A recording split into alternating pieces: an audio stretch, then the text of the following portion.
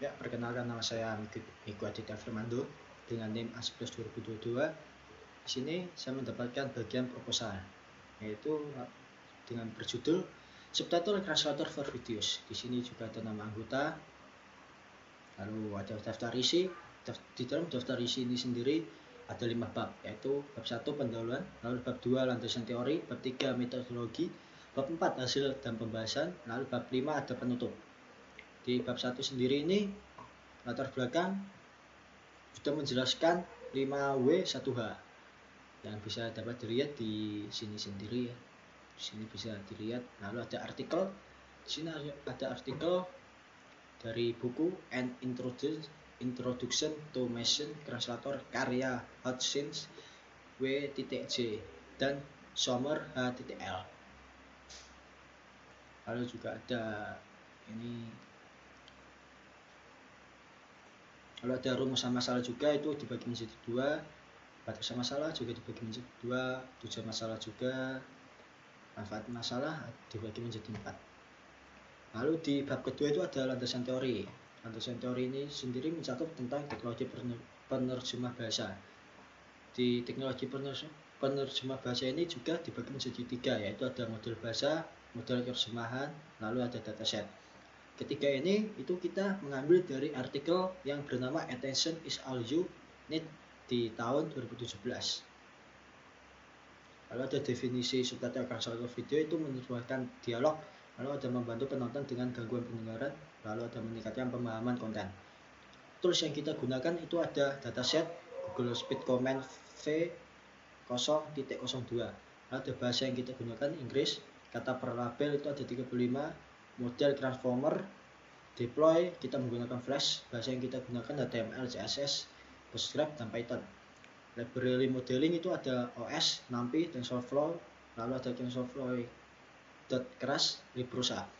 Library aplikasi OS, Flash, Merged, Illustrator, FileName, lalu ada MoviePy, PyDub, Librosa, NumPy, Google Crunch, lalu ada TensorFlow. Di bab ketiga ini ada metodologi.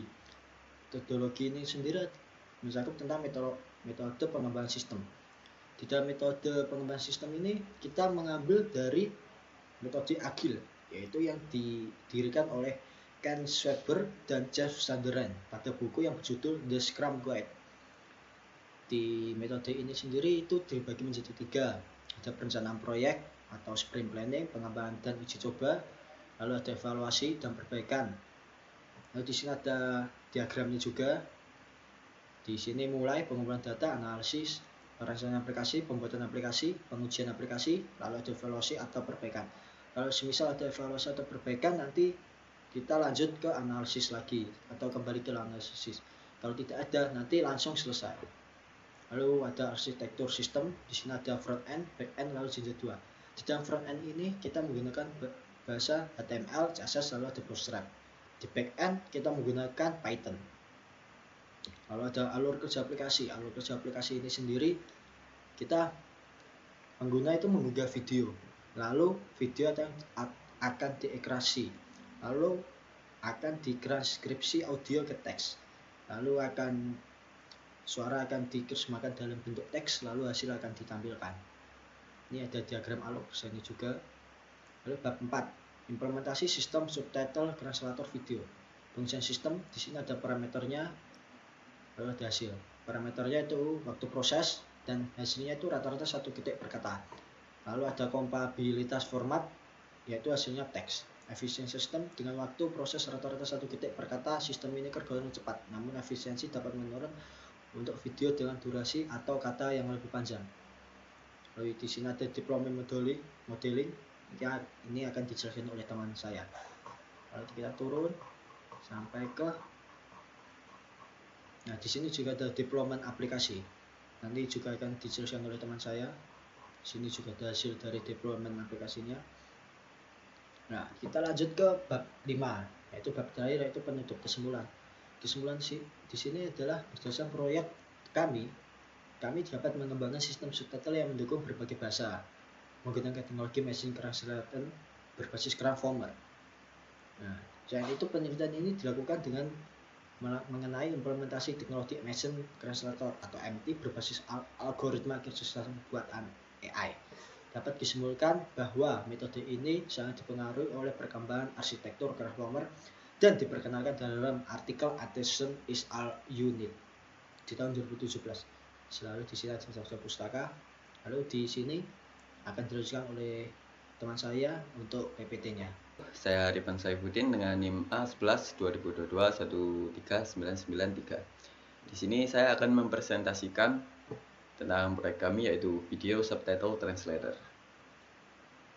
Nah, pertama-tama latar belakangnya yaitu dalam era globalisasi digital, video telah menjadi salah satu media komunikasi yang paling berpengaruh di dunia. Nah, konten video digunakan untuk berbagai tujuan, mulai dari hiburan hingga pendidikan, dan telah menjadi sarana utama untuk berbagi informasi di berbagai platform. Namun, salah satu tantangan utama dalam aksesibilitas konten video lintas budaya adalah hambatan bahasa. Sebagian besar konten video hanya tersedia dalam satu bahasa yang membatasi jangkauan audiens internasional dan menghambat penyebaran informasi secara global. Kemudian landasan teori. Nah, tools utama yang kami gunakan yaitu ada Flex. Nah, fungsi Flex itu yaitu untuk mengembangkan aplikasi web. Kemudian ada MoviePy untuk membaca dan menulis format video dan audio. Lalu ada Speech Recognition untuk transkripsi atau pengenalan suara. Kemudian ada Google Translate untuk terjemahan suara dan teks. Nah, kemudian di sini ada front end. Nah, di front end kami menggunakan HTML, CSS, dan Bootstrap untuk tampilan yang lebih baik dan responsif. Kemudian pada back end, Python untuk logika aplikasi dan interaksi dengan API. Dan yang terakhir yaitu Jinja 2. Nah, Jinja 2 digunakan untuk merender halaman HTML dengan data dinamis yang dikirimkan oleh backend, misalnya hasil transkripsi dan terjemahan teks. Kemudian building model kami yaitu merupakan model yang dirancang untuk melakukan klasifikasi pada data audio. Nah, model ini menggunakan arsitektur transformer untuk menangkap hubungan kompleks antara fitur-fitur temporal dalam data. Nah, setelah melewati beberapa lapisan konvolusi, pooling, dan beberapa blok transformer, model menghasilkan probabilitas untuk setiap kelas yang ada.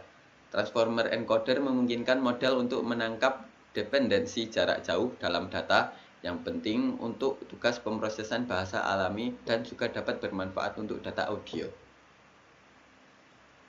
Nah, untuk proses alur aplikasi, pertama-tama pengguna mengunggah video. Nah, pengguna mengunggah video menggunakan form upload di halaman web untuk mengunggah video.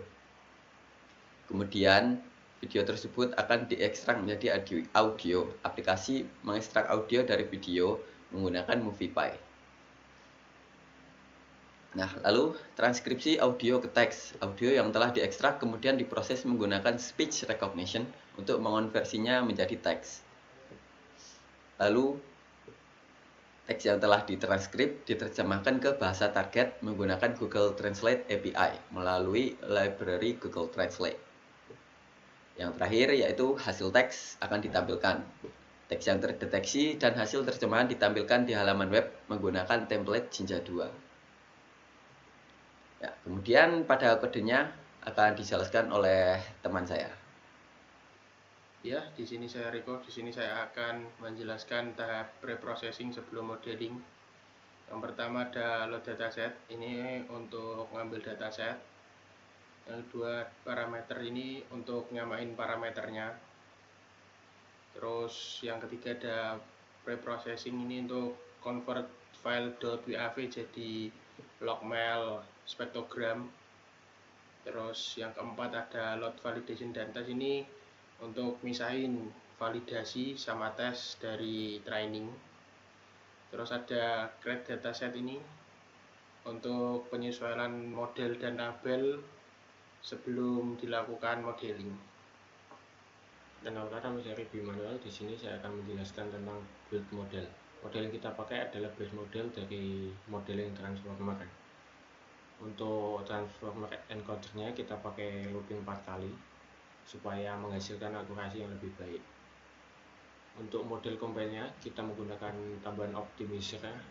Optimizer yang kita pakai adalah Keras Optimizer Adam dengan learning rate 0,001.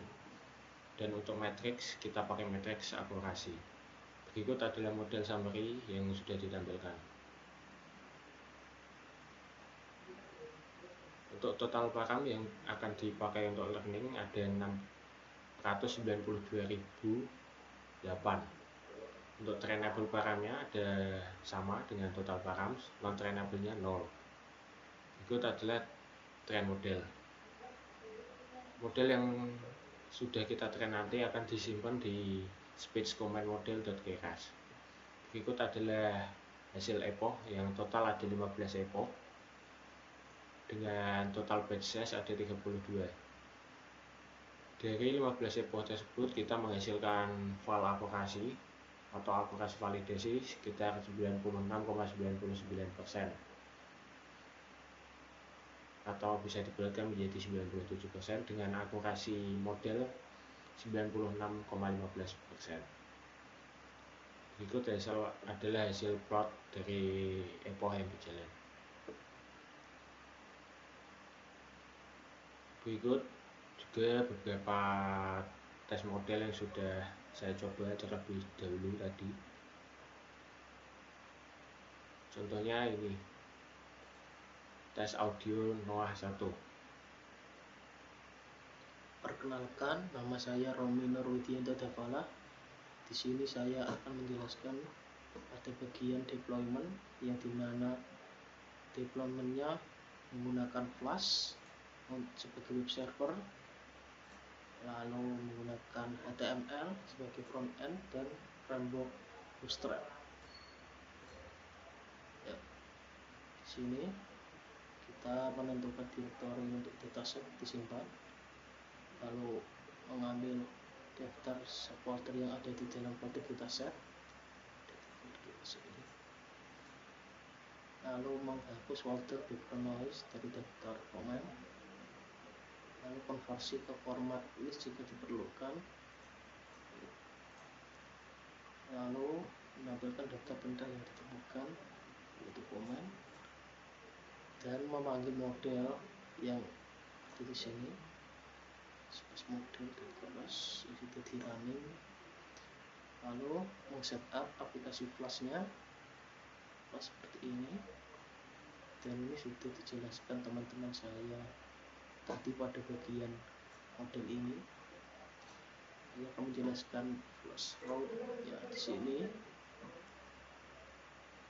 ya, dalam mendefinisikan upload video seperti ini, lalu ekstrak audio dan deteksi perintah ini dimana, lalu terjemahan kalimat bahasa yang dipilih dan ini, lalu untuk merunningnya ini, dan ini untuk memanggil indeks dari HTML, yaitu isi dari indeks HTML itu seperti ini, dan ini result atau nanti tampilan hasil. Kita jalankan.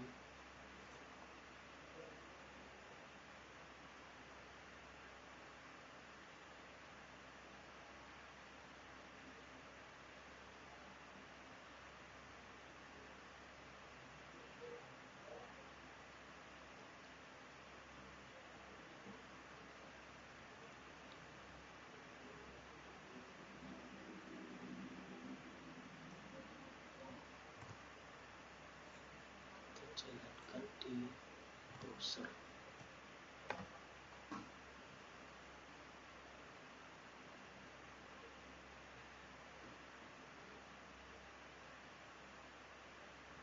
Nah, ini tampilannya. Kita coba pilih video.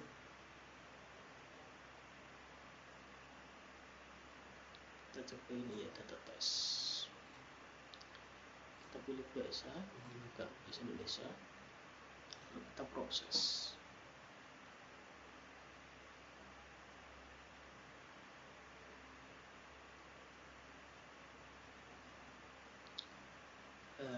hasilnya teks aslinya adalah no stop right or yes, lalu terjemahannya di ini, dan ini strukturnya sudah selesai. Silakan klik tombol kembali.